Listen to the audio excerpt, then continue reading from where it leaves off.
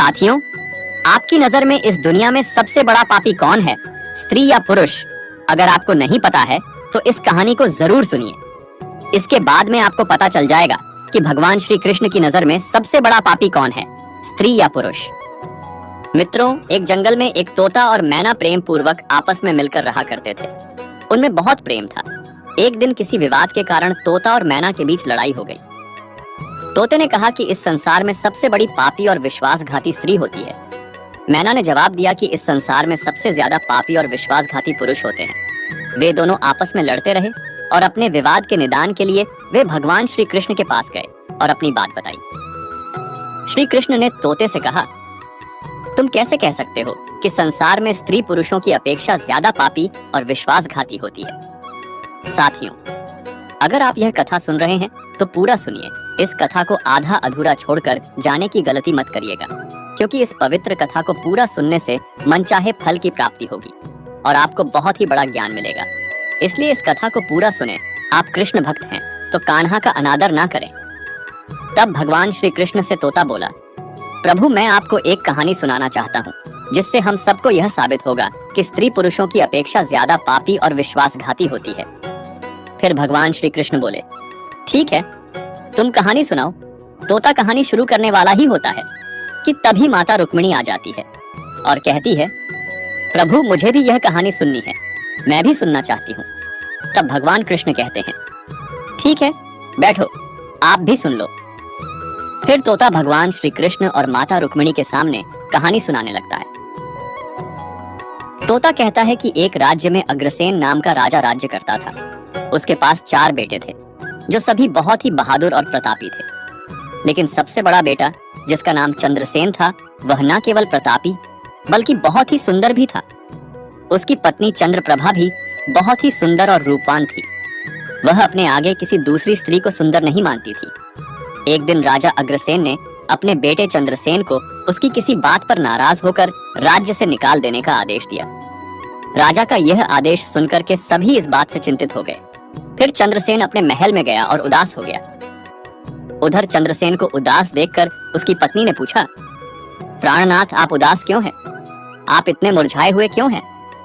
राजकुमार होकर भी आप इतने चिंतित क्यों हैं?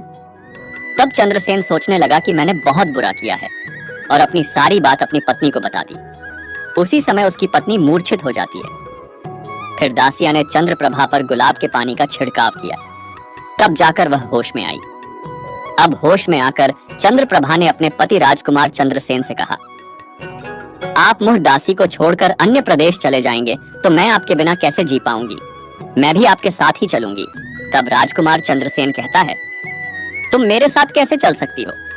क्योंकि दूसरे राज्य में अनेक प्रकार के संकट होते हैं और तुम नाजुक महलों में रहने वाली महलों के बिना यह कष्ट कैसे बर्दाश्त कर पाओगी?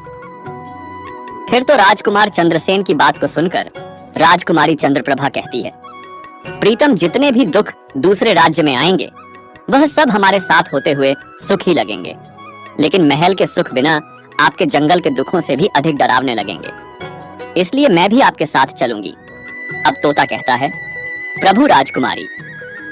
चंद्रप्रभा की आंखों में आंसू देखकर चंद्रसेन ने मन में सोचा कि वह मेरे बिना नहीं रह सकती, इसीलिए मुझे इसको तड़पते हुए छोड़कर जाना सही नहीं होगा। इन सभी बातों को सोचते हुए राजकुमार चंद्रसेन अपनी पत्नी चंद्रप्रभा से कहते हैं, तुम उदास नहीं होना, हम तुम्हें साथ लेकर जाएंगे। इस बात से चंद्रप्रभा खुश हो जाती है और अपने पति के साथ जाने की तैयारी करने लगती है। अगली सुबह वे राज्य से बाहर निकलकर एक जंगल में पहुंचते हैं। चलते चलते थक जाते हैं और फिर वे एक बरगद के वृक्ष के नीचे विश्राम करने का निर्णय लेते हैं। वे बहुत थके हुए थे। ठंडी हवा के झोंकों में उन्हें तुरंत नींद आ गई, परंतु कुछ देर बाद वहीं पर एक सांप ने चंद्रप्रभा को काट लिया। फिर तोता कहता है प्रभु, आगे सुनिए। सांप के डसते ही राजकुमारी तड़पने लगी और चंद्रसेन की आंख खुल गई। राजकुमारी को तड़पता हुआ देखकर और सांप को जाता हुआ देखकर चंद्रसेन बेचैन हो गए। फिर कुछ देर बाद राजकुमारी की मौत हो गई। इस प्रकार मृतक राजकुमारी को देखकर चंद्रसेन ऊंचे स्वर में रोने लगे। फिर चंद्रसेन ने मन में सोचा, अब जब जीवन संगिनी ही मर गई है तो मैं जीकर क्या करूंगा? मैं इसी जंगल में अपने प्राण त्याग दूंगा। ऐसा मन में सोचकर वह चंद्रप्रभा के शव के पास से उठता है और जंगल से लकड़ियां इकट्ठी करने लगता है और रोकर कहता है कि मैं भी चंद्रप्रभा की चिता में जलकर मर जाऊंगा। लेकिन तभी उसी समय स्वर्ग से एक देवदूत आता है और चंद्रसेन को रोते हुए देखकर उसके मन में दया आती है। वह राजकुमार चंद्रसेन के पास जाता है और पूछता है कि तुम क्यों रो रहे हो, आखिरकार तुम्हारा दुख क्या है। तो राजकुमार चंद्रसेन ने देवदूत से कहा, मेरे पास अपना दुख कहने की हिम्मत नहीं है, मुझे चाहिए कि यह धरती फट जाए और मैं इसमें समा जाऊं। फिर देवदूत ने कहा, तुम मुझे अपना हाल बताओ, शायद मैं तुम्हारी मदद कर सकूं।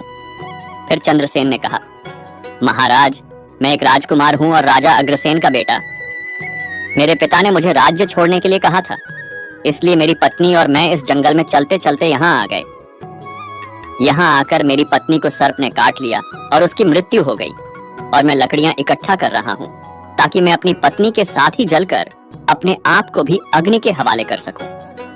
तब तोता कहता है प्रभु आगे सुनिए। चंद्रसेन की बातों को सुनकर देवदूत कहते हैं, राजकुमार, तू बड़ा मूर्ख है। यह संसार है, यहाँ इंसानों का आ जाना लगा रहता है। इस शरीर को एक दिन सबको त्यागना पड़ेगा, तू भी इसे जानता है।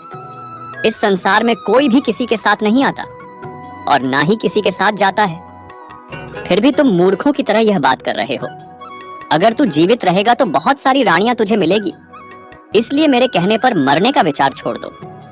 इस मानव शरीर को प्राप्त करने के लिए देवता भी बेहद इच्छुक होते हैं, तो फिर इस शरीर को क्यों नष्ट करना चाहता है। इस प्रकार देवदूत के शब्दों को सुनकर चंद्रसेन कहता है, महाराज, आपने जो कुछ कहा है वह सत्य है, किंतु ऐसी पतिव्रता पत्नी मुझे किसी जन्म में भी नहीं मिलेगी, इसलिए मैं इसके साथ ही मरूंगा। चंद्रसेन के विचार सुनकर देवदूत ने जान लिया कि यह अपनी पत्नी के बिना नहीं रह सकता है। तब देवदूत ने चंद्रसेन से कहा, राजकुमार, तेरी पत्नी को जीवित करने के लिए केवल एक ही उपाय है। अब तुम मेरी बात को ध्यान से सुनो। यदि तू इस उपाय को कर सकता है तो तेरी पत्नी जीवित हो सकती है। फिर चंद्रसेन ने कहा, महाराज, आप जो कुछ भी कहेंगे वह सब करने के लिए तैयार हूं, केवल मेरी पत्नी को जीवित कर देना। तब देवदूत ने कहा, तुम्हारी पत्नी की आयु केवल 20 वर्ष थी, जिसे इसने बिता दिया। इसके बदले तेरी उम्र 70 वर्ष की है, जिसमें से 30 वर्ष बीत चुके हैं। तेरे जीवन काल में 40 वर्ष अभी बाकी है, यानी तुझे 40 साल और जीने का अवसर है। यदि तू अपनी पत्नी को आधा अपने जीवन का समर्पण कर देता है तो तुम दोनों की आयु समान हो जाएगी। अगर तुम यह मान लो तो राजकुमारी जल्द ही ठीक हो जाएगी। इस तरह देवदूत की बात सुनकर राजकुमार चंद्रसेन ने कहा, मुझे मान्य है। फिर देवदूत ने चंद्रसेन के हाथ में पानी दिया और 20 वर्षों के लिए राजकुमारी के पैरों पर पानी डालने का संकल्प लिया। अब जैसे ही चंद्रसेन ने संकल्प किया कि वह जल को रानी के पैरों पर डालेगा, देवदूत ने कह दिया, पानी को पैरों पर डालने से पहले मेरी एक बात को ध्यान से समझ लो, इसमें एक गुप्त रहस्य भी है। अभी तो तुझे राजकुमारी की आवश्यकता है, तुम पानी डालकर उसको बचा सकते हो, लेकिन भविष्य में अगर राजकुमारी की आवश्यकता नहीं पड़ती है तो तुम अपने संकल्प को वापस भी ले सकते हो, और जब तुम यह संकल्प वापस लेते हो तो तुम्हारी पत्नी की तुरंत ही मौत हो जाएगी। परंतु एक बात हमेशा याद रखना, इस संकल्प को कभी वापस ले सकने की बात राजकुमारी से मत कहना, वरना तुम अपने संकल्प को वापस नहीं ले सकोगे। हमेशा याद रखना, जीवन में कुछ बातें हमेशा छुपा कर रखनी चाहिए, क्योंकि कभी कभी यह बात काम आ सकती है। फिर तो ऐसा कहकर और उस रानी के सामने ना आकर वह देवदूत जो थे अंतर्ध्यान में चले गए। चंद्रप्रभा को होश आ जाता है। तब चंद्रसेन राजकुमारी से कहता है, तुम सो गई थी और बहुत थकी हुई थी, इसलिए मैंने तुम्हें नहीं जगाया। इस प्रकार राजकुमार चंद्रसेन ने अपनी पत्नी से सारी बातें छुपा ली कि सर्प ने तुम्हें काट लिया था और तुम मर गई थी। मैंने तुम्हें फिर जीवित कैसे किया है, यह सब राजकुमार ने अपनी पत्नी से छुपा लिया। फिर तोता बोला, प्रभु। फिर वह दोनों आगे बढ़ गए। कई दिनों बाद उन्होंने एक बहुत ही सुंदर स्थान देखा। वहां पर एक भिक्षु की कुटिया थी। जब वे वहां पहुंचे तो उन्होंने देखा कि एक सुंदर युवा भिक्षु शांति से बैठकर कोई साधना कर रहा था। वे दोनों बहुत ही थके हुए थे, इसलिए वे भिक्षु के पास बैठ गए। उस समय राजकुमार ने अपनी पत्नी से कहा, राजकुमारी, हमें प्यास लगी है, हम कुएं पर जाकर पानी पी लेते हैं। अगर तुम भी प्यासी हो तो तुम्हारे लिए भी पानी ले आते हैं। तब राजकुमार की बात को सुनकर चंद्रप्रभा ने कहा, मुझे तो प्यास नहीं लगी है, आप जाइए, और पानी पी आइए। इसके बाद राजकुमारी का जवाब सुनकर राजकुमार चंद्रसेन एक लंबी रस्सी लेकर कुएं की ओर जाते हैं। चंद्रसेन पानी पीने पहुंचे तो राजकुमारी चंद्रप्रभा उस भिक्षु की ओर देखती है। चंद्रप्रभा भिक्षु की सुंदरता को देखकर उस पर मोहित हो गई, अर्थात वह उसको दिल दे बैठी थी। अब वह भिक्षु से कहती है कि हे महोदय, आप तो यहाँ बहुत खुशी से रहते हैं। भिक्षु ने कहा, तुम भी मेरे साथ रह सकती हो, लेकिन तुम्हारे पति भी साथ में हैं, तो हम कैसे तुमको रख सकते हैं। इसके बाद राजकुमारी चंद्रप्रभा ने भिक्षु के सामने अपनी प्रेम लीला प्रकट की। तो भिक्षु ने कहा, मैं एक उपाय बताता हूँ। तुम अपने पति को जिस कुएं में वह पानी पीने गया है, उसी कुएं में धकेल देना, फिर जो होगा हम देख लेंगे। फिर भिक्षु की बात सुनकर चंद्रप्रभा ने कहा, ठीक है, मैं ऐसा ही करूंगी। अब इतनी ही देर में राजकुमार चंद्रसेन पानी पीकर राजकुमारी के पास आया तो वह कहने लगी, मुझे भी अब प्यास लग रही है, कुएं पर वापस चलकर मुझे भी पानी पिलाओ। तो राजकुमार चंद्रसेन बोला, मैंने तुमसे पहले ही पूछा था और तुमने मना कर दिया था। खैर, अगर तुमको प्यास लगी है तो मैं अभी पानी लेकर आता हूँ। तब चंद्रसेन पानी लेने चला तो चंद्रप्रभा भी उसके साथ चल दी और कहने लगी, मैं भी तुम्हारे साथ चलती हूँ। बेचारा चंद्रसेन तो उसके प्रेम में पागल था, उसको क्या मालूम था कि यह मेरे प्राण लेने के लिए मेरे साथ आ रही है। साथियों, वास्तव में विद्वान सच कहते हैं कि स्त्रियों के चरित्र को देवता भी नहीं जान सकते। मानव क्या चीज है, उनके जाल में अच्छे बुद्धिमान भी फंस जाते हैं। जब राजकुमार चंद्रसेन कुएं पर जाकर पानी भरने के लिए बाल्टी डालता है तो चंद्रप्रभा अपने पति यानी राजकुमार चंद्रसेन को धक्का देकर कुएं में गिरा देती है और खुद उस भिक्षु के पास चली जाती है। वह भिक्षु राजकुमारी को अपने साथ ले जाकर एक राज्य में बस जाता है। वहां दोनों खुशी से रहने लगते हैं। भिक्षु ने फिर चंद्रप्रभा को ऐसा नाचना और गाना सिखाया कि वह नृत्यांगना के रूप में मशहूर हो गई। धीरे धीरे वह राजकुमारी पूरे नगर में प्रसिद्ध हो गई। इस तरह चंद्रप्रभा के नृत्य और गीत के कारण उस भिक्षु के पास लाखों रुपए बन गए। राजकुमारी भी उस भिक्षु के साथ मस्ती में रहने लगी। जिस समय चंद्रप्रभा ने अपने पति चंद्रसेन को कुएं में धकेल दिया था, तब संयोग से एक जंजीर जो कुएं में लटकी थी उसे चंद्रसेन ने पकड़ लिया था और उसको पकड़कर कुएं में लटकता रहा। ईश्वर को याद करते हुए वह सोचने लगा, क्या यही मेरे प्यार की सजा है। कुछ समय बाद बंजारों का एक काफिला वहां आया। काफिले में से एक बंजारा बाल्टी लेकर कुएं का पानी भरने लगा। जब उसने पानी में बाल्टी डाली तब चंद्रसेन ने उसकी बाल्टी को हाथ से पकड़ लिया। बंजारा यह देखकर चौंक गया और पूछा, तुम कौन हो। राजकुमार चंद्रसेन ने कहा, भाई मैं अटका हुआ हूं, मुझे यहां से निकालो और मेरी जान बचाओ। मैं सारी जिंदगी आपके उपकार को नहीं भूलूंगा। और ऐसा कहकर के राजकुमार चंद्रसेन बंजारे से प्रार्थना करने लगा। फिर राजकुमार चंद्रसेन के दुख को देखकर बंजारे को उस पर दया आ गई और उसने चंद्रसेन को कुएं से बाहर निकाल लिया और फिर पूछा, ए भाई, तुम कौन हो, तुम इस कुएं में कैसे गिरे, तुम मुझे अपना हाल बताओ। तब चंद्रसेन ने कहा, भाई मैं अपना हाल आपसे कैसे कहूं, जो मुश्किलें मेरे साथ हुई है, भगवान ना करें किसी के साथ ऐसा हो। फिर चंद्रसेन ने कहा, यदि तुम मुझसे जानना ही चाहते हो तो मैं आपको अपनी कहानी सुनाता हूं। मैं एक राजकुमार हूं। मेरे पिता ने मुझे राज्य से निकाल दिया था, इसलिए मैं अपनी प्रिय पत्नी के साथ एक जंगल में पहुंच गया। मेरी पत्नी और मैं एक दूसरे से बहुत प्यार करते थे। जंगल में एक सांप ने मेरी पत्नी को काट लिया, जिससे उसकी मृत्यु हो गई। मैं जब अपनी पत्नी के साथ मरने जा रहा था तब एक देवदूत ने मुझ पर दया की और मेरी आयु के 20 वर्ष मेरी पत्नी को देने के बाद उसे पुण्य जीवित कर दिया। फिर हम उस जंगल से आगे बढ़े। कुछ दिनों बाद हम एक स्थान पर पहुंचे जहां एक भिक्षु का डेरा था। मुझे प्यास लगी, मैं पानी पीने गया। जब मैं वापस आया तो मेरी पत्नी ने मुझसे कहा कि उसको भी प्यास लगी है, मुझे भी पानी पिलाओ। और इसी तरह कहकर मेरी पत्नी मेरे साथ उस कुएं पर आ गई। मैं कुएं से पानी निकाल रहा था तो उसने मुझे पीछे से धक्का दे दिया। कुएं में लटकी हुई यह जंजीर मेरे हाथ में आ गई, जिससे मैं कुएं में गिरने से बच गया। और फिर जब आप आए तो मैंने आपको आवाज दी। इसके बाद आपने मुझे कुएं से बाहर निकाला। अब तोता बोला, प्रभु, इस प्रकार राजकुमार चंद्रसेन ने दुखी मन से सारा हाल उस बंजारे से कह दिया और फिर अपनी व्यथा सुनाकर चंद्रसेन चुप हो गया। उधर बंजारे ने उसकी बात को सुना और राजकुमारी की करतूत सुनकर दुखी होकर कहा कि स्त्रियों का चरित्र भगवान भी नहीं समझ सकते, तो मनुष्य कैसे समझ सकता है। ऐसा कहकर बंजारे ने चंद्रसेन के सिर पर हाथ फेरा और कहा, तुम चिंता मत करो, भगवान बड़े दयालु है, वह तुम्हारी सहायता करेंगे। फिर उसने और कहा, तुम चाहो तो हमारे साथ कुछ दिन रुक सकते हो। राजकुमार चंद्रसेन उन बंजारों के साथ रहने को सहमत हो गया। फिर उनकी सहायता से वह कुछ दिनों बाद उसी राज्य में पहुंचा जहां उसकी पत्नी चंद्रप्रभा और वह रह रहे थे। उस राज्य को देखकर उसने बंजारे से कहा, भाई मेरी इच्छा है कि तुम कुछ दिन इस राज्य में रहो। तब बंजारे ने कहा, जैसी आपकी मर्जी, मुझे कोई आपत्ति नहीं है। फिर राजकुमार चंद्रसेन जो बंजारे से विदा होकर राज्य में आया और काम की तलाश में घूमने लगा। कुछ दिनों बाद राजकुमार की मेहनत परिश्रम देखकर उसे एक बड़े व्यापारी ने अपने पास नौकरी पर रख लिया। इस तरह राजकुमार चंद्रसेन ने उस व्यापारी के पास रहना शुरू किया और बड़ी मेहनत और प्यार से अपने कर्तव्यों का निर्वाह करना शुरू किया। यह देखकर उस व्यापारी ने चंद्रसेन को बड़ा सम्मान दिया और उसे अपने यहाँ का मुनीम बना लिया।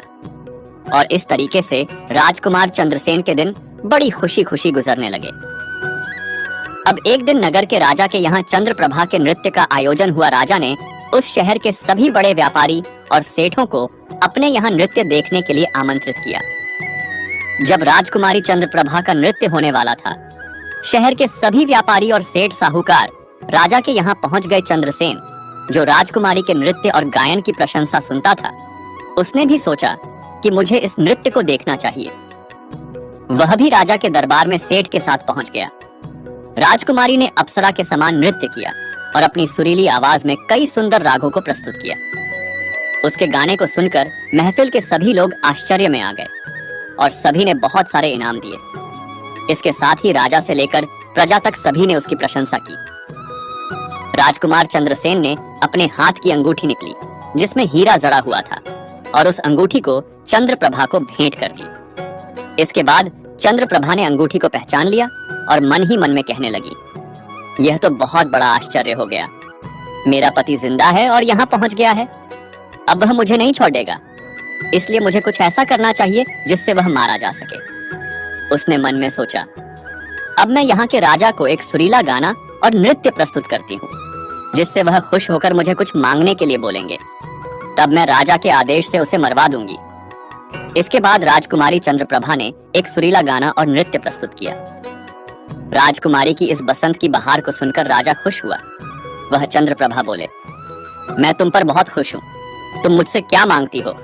तब राजकुमारी ने कहा, अगर आप मुझसे प्रसन्न हैं तो सबसे पहले मुझे वचन दीजिए और फिर जो कुछ मैं मांगूंगी आप मुझे वही देंगे। फिर चंद्रप्रभा ने कहा, इस सभा में मेरा एक चोर है, कृपया उसे फांसी की सजा दें। राजा ने कहा, तुम उस चोर को मेरे सामने लाओ। चंद्रप्रभा ने चंद्रसेन का हाथ पकड़ा और उसे राजा के सामने ले गई। राजा ने अपने सैनिकों को आदेश दिया कि इस चोर को जल्लादों के पास ले जाओ और इसे फांसी पर चढ़ा दो। इसी बीच चंद्रसेन का सेठ भी वहां पहुंचा। वह डरकर चंद्रसेन के पास गया और पूछा, तुमने क्या चुराया इसका, जिसके कारण वह तुझे मारना चाहती है? चंद्रसेन ने अपने मालिक से कहा, मालिक मैंने कुछ नहीं चुराया है, बस आप इस राजा को केवल यह बता दो कि वह मेरी दो बातें सुन ले, इससे मेरी जान बच सकेगी। अब चंद्रसेन का मालिक इसे सुनकर अपने साथी व्यापारियों और साहूकारों के पास गया और सभी ने मिलकर मशवरा किया। उन्होंने कहा, मित्रों, या तो राजा न्याय करें या हम सभी इस शहर को छोड़कर कहीं और चले जाएंगे। और इस प्रकार सभी व्यापारी राजा के पास गए और कहने लगे, राजा साहब, हमारा मुनीम निर्दोष है, उसे मार देने का आपका आदेश है। वह कह रहा है कि वह अपनी दो बातें आपको कहना चाहता है, फिर भी आपको लगे कि उसने अपराध किया है तो उसे फांसी दे देंगे। लेकिन वह कहता है कि मेरे मरने से पहले राजा केवल मेरी दो बातों को जरूर सुने। फिर राजा ने व्यापारियों की बात सुनकर कहा, ठीक है, मुनीम को बुलाओ। चंद्रसेन को लेकर राजा के सामने लाया गया और राजा ने कहा, तुम जो कुछ कहना चाहते हो वह मेरे सामने कहो। तब राजकुमार चंद्रसेन ने कहा, महाराज, मैंने क्या दोष किया है जिसके कारण आपने मेरी हत्या का आदेश दे दिया है? फिर उसकी बात को सुनकर राजा ने कहा, तू इसका चोर है? चंद्रसेन ने कहा, नहीं महाराज, मैं इस कुलटा स्त्री का पति हूँ जो मुझे कुएं में धकेल कर एक भिक्षु के साथ चली आई है। राजकुमारी चंद्रप्रभा ने समझ लिया कि बात बिगड़ रही है। तब राजा से कहती है, महाराज, मैं कुलटा नहीं हूं, यह झूठ बोल रहा है। ये कौन है? मैं इसे जानती तक नहीं, यह तो मेरा चोर है। मैं सिर्फ इतना ही जानती हूँ। फिर राजकुमार चंद्रसेन ने कहा, महाराज ठीक है, अगर यह मेरी पत्नी नहीं है तो वह सब कुछ जो मैंने रास्ते में छोड़ा था वह मेरी अमानत के रूप में मुझे वापस कर दे। राजकुमार ने अपनी अमानत को लौटाने की बात की तो राजकुमारी चंद्रप्रभा ने इसे स्वीकार कर लिया। तब चंद्रसेन ने कहा, अच्छा, अब तुम अपने हाथों में पानी लो, हमारा न्याय इसी सभा में होगा। पानी लेकर उसने जमीन पर रखा और कहा, वह वस्तु जो तुमने मुझे रास्ते में दी थी मैं अब वापस कर रहा हूँ। चंद्रप्रभा ने भी पानी लिया और कहा, जो वस्तु उसने मुझे रास्ते में दी थी मैं अब वापस कर रही हूँ। जैसे ही उसने अपने हाथों का पानी छोड़ा, राजकुमारी के प्राण छूट गए। यह दृश्य देखकर वहां के लोग हैरान रह गए। तो राजा यह देख चिंतित होकर चंद्रसेन से कहा, यह क्या हो गया, बताओ मुझे सच्चाई। तब राजकुमार चंद्रसेन ने अपनी कहानी शुरू की, अपने जीवन की सब घटनाओं को खोलकर बताते हुए उसके देश निकाले जाने से लेकर अब तक की सभी घटनाओं को सुनाया। राजा ने सब कुछ सुनकर चंद्रसेन को अपने गले लगा लिया। अपनी बेटी की शादी चंद्रसेन के साथ करा दी। तोते ने कहा, प्रभु, मैंने इस कहानी को सुना है। मैं भी स्त्रियों से घृणा करता हूँ और मैं यह कह सकता हूँ कि इस संसार में स्त्रियां पुरुषों से अधिक पापी और विश्वासघाती होती हैं। इस कहानी ने सबको हैरानी में डाल दिया। माता रुक्मिणी ने कहा, प्रभु, मुझे लगता है कि तोता सच कह रहा है, लेकिन सभी स्त्रियों में से केवल एक दो ही बिना नैतिक मूल्यों और ईमानदारी के हो सकती है, परंतु पुरुषों में भी ऐसे कुछ है जो पापी और विश्वासघाती हो सकते हैं।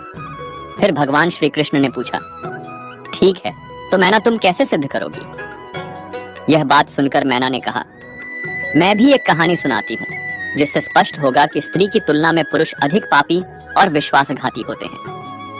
एक गांव में एक परिवार रहता था जो बहुत ही धनवान था, और उस धनवान यानी सेठ का बेटा एक अद्भुत प्रकार का व्यक्ति था। सेठ का बेटा ऐसा जुआरी था कि सेठ उसके बारे में सोचते सोचते परेशान रहता था। एक दिन उसका बेटा जुआ खेल रहा था। उसी दिन उसके पिता का निधन हो गया। फिर भी उसने जुआ खेलना बंद नहीं किया, बल्कि पिता की मृत्यु के बाद वह खुलकर जुआ खेलने लगा और सब कुछ हार गया। फिर वह अपने गांव से दूर चला गया और एक सेठ के घर पहुंचा और सेठ से बोला, मुझे बहुत तेज प्यास लगी है, मुझे एक गिलास पानी मिलेगा? तो सेठ ने उस युवा से पूछा कि तुम कौन हो, क्या करते हो और कहां से आए हो? इसके उत्तर में उस युवा ने कहा, मैं एक व्यापारी हूं और यहां से जा रहा था तो सोचा कि पानी पीकर चला जाऊं। तब सेठ ने पूछा कि तुम कौन सा व्यापार करते हो? तब युवा कहता है, व्यापार करते समय मेरा सामान समुद्र में गिर गया, इसलिए यदि आप मेरी कुछ मदद कर दें तो अच्छा होगा। फिर सेठ ने लड़के की बात सुनी और फिर उसकी बातों के जाल में फंस गया और कहने लगा कि बेटा, तुम तो ठीक हो और कुछ कमा भी लेते हो, तो क्या मेरी बेटी से विवाह करोगे? अब तो यह बात सुनकर युवा खुश हो जाता है और विवाह के लिए हाँ कह देता है, जिसके बाद दोनों का विवाह हो जाता है। प्रभु, इस प्रकार से वह सेठ अपनी बेटी को बहुत सारे धन के साथ विदा कर देता है। उधर युवा लड़के को तो बस केवल धन के लिए विवाह करना था, तो उसने वह भी कर लिया। अब विवाह के बाद जब युवा सेठ की लड़की को साथ लेकर जा रहा था तो एक जंगल आ गया। वहां पर युवा लड़का अपनी पत्नी से बोला, देखो, हम अभी जंगल में हैं, यहाँ कोई चोर हमारे गहनों को चुरा सकता है, इसलिए आप अपने सभी गहनों को मुझे दे दें ताकि हम सुरक्षित रख सके। युवा की पत्नी ने अपने पति पर भरोसा किया और अपने सभी गहनों को उसे सौंप दिया, और वह भरोसा क्यों ना करें, क्योंकि वह उनके पति थे। उसके बाद युवा ने अपनी पत्नी के गहनों को एक पारदर्शी थैली में बांध लिया और फिर वह जंगल में आराम से ठहरे। इस दौरान युवा के मन में लालच तो पहले से ही था, फिर वो और ज्यादा बढ़ गया। उसकी पत्नी के साथ जाने वाली एक दासी, जिसे सेठ ने अपनी लड़की के साथ भेजा था, युवा ने उस दासी को मार डाला। फिर उसने अपनी पत्नी को एक कुएं में गिरा दिया और मन में यह विचार किया कि मैंने इसके साथ सिर्फ धन के लिए शादी की थी, मुझे धन मिल गया, और उसने सोचा कि वह पानी में डूबकर मर जाएगी। इस तरह सोचकर वह युवा वहां से चला गया। लेकिन उसकी पत्नी नहीं मरी और वह कुएं से बाहर निकलने के लिए आवाज देती रही। कुएं के पास से एक आदमी गुजर रहा था और जब उसने किसी महिला की आवाज सुनी तो उसने उस महिला को कुएं से बाहर निकाल लिया। फिर कुएं से बाहर निकलने के बाद महिला ने अपनी सारी जानकारी उस व्यक्ति को दी और उस व्यक्ति ने महिला को उसके पिता के घर पहुंचा दिया। अब जब महिला पिता के घर पहुंची तो उसके पिता ने पूछा, तुम्हारे साथ क्या हुआ? महिला ने कहा, पिताजी, जंगल में कुछ चोरों ने हम पर हमला किया था और दासी को मार दिया। मुझे कुएं में धकेल दिया और पति के बारे में कुछ पता नहीं है। बेटी की बातें सुनकर सेठ जी ने कहा, कोई बात नहीं भगवान, सब ठीक करेंगे। मैना बोली, प्रभु, इस दुनिया में पुरुष ही विश्वासघाती और पापी हो सकते हैं। अब आपके हाथ में न्याय का फैसला है। मैंने भी आपको एक कहानी सुनाई है और तोते ने भी एक कहानी सुनाई है। अब आप ही न्याय करें। उसने भी अपनी पत्नी को मारा और सारा सामान लेकर के चला गया। अब तोता और मैना की कहानी सुनकर भगवान श्री कृष्ण बोले, ठीक है तोता और मैना, मैंने तुम्हारी कहानी को ध्यान से सुना है। अब मैं तुम्हारा न्याय करता हूँ। सच में इस संसार में स्त्री और पुरुष के बीच ज्यादा पापी या विश्वासघाती कौन होता है, यह मेरे लिए स्पष्ट है। श्री कृष्ण जवाब देते हैं, बिना किसी शंका के यह सत्य है कि इंसान की सोच उसके स्तर से नीचे जा सकती है और वही पापी और विश्वासघाती होता है। चाहे स्त्री हो या पुरुष, इंसान को किसी भी प्रकार के पाप करने से पहले यह सोचना चाहिए कि क्या वह सही है या नहीं। पापी और वे विश्वासघाती होने की कोई जाति नहीं होती, वह इंसान की सोच और कृतियों का परिणाम होता है। साथियों, वास्तव में इंसान की सोच उसके स्तर से नीचे जा सकती है और यही पापी और विश्वासघाती बना देता है। धर्म ग्रंथों के अनुसार महाभारत काल में योगी राज कृष्ण ने अमृतत्व प्राप्त करने वाले गुरु द्रोण के पुत्र अश्वत्थामा को भ्रूण हत्या के प्रयास दंड देते हुए उसकी अमूल्य धरोहर मणि छीन ली थी, जिसके अभाव में शक्ति विहीन हो गया था। उल्लेखनीय है कि अभिमन्यु की पत्नी उत्तरा के गर्भ में पल रहे शिशु को मारने का प्रयास अश्वत्थामा ने किया था। तब उसकी रक्षा के लिए स्वयं भगवान कृष्ण ने उत्तरा के गर्भ में प्रवेश कर भ्रूण रक्षा की थी। यही कारण है धर्म ग्रंथ में जीव अथवा भ्रूण हत्या के विरोधी है। धर्म ग्रंथों के अनुसार नारी को शक्ति का स्वरूप माना गया है। इसके लिए हर युग में महापुरुषों ने उसकी पूजा की है। नारी ने अपने गर्भ से महापुरुषों के साथ साथ ईश्वरीय शक्ति को भी जन्म दिया है। यही कारण कि नारी को जगत जननी एवं सृष्टि निर्माता भी कहा गया है और सृष्टि को समाप्त करने का अधिकार पृथ्वी लोकवासियों को किसी भी धर्म ग्रंथ ने नहीं दिया है। यही कारण है कि भ्रूण हत्या पाप ही नहीं, महापाप भी है। इस पाप के लिए पानी को 100 जन्मों तक नरक के कष्टों को झेलना होता है। देखा जाए तो महाभारत के युद्ध में एक से एक पाप हुए, लेकिन क्या अश्वत्थामा का पाप इतना बड़ा था कि भगवान श्री कृष्ण ने उसने श्राप दे दिया?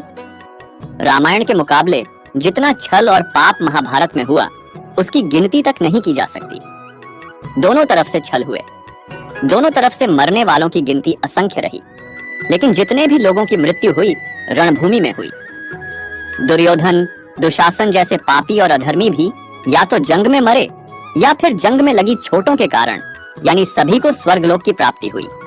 तो मित्रों, अब आपको पता चल गया होगा कि इस दुनिया में सबसे बड़ा पापी स्त्री है या पुरुष है। चाहे स्त्री हो या पुरुष हो, कोई भी हो, पर जो सबसे बड़ा पाप करता है वही पापी होता है। तो दोस्तों, कैसा लगा आपको आज का यह वीडियो? कमेंट करके जरूर बताएं और हमारे चैनल को सब्सक्राइब करें। जय श्री राधे कृष्णा। धन्यवाद।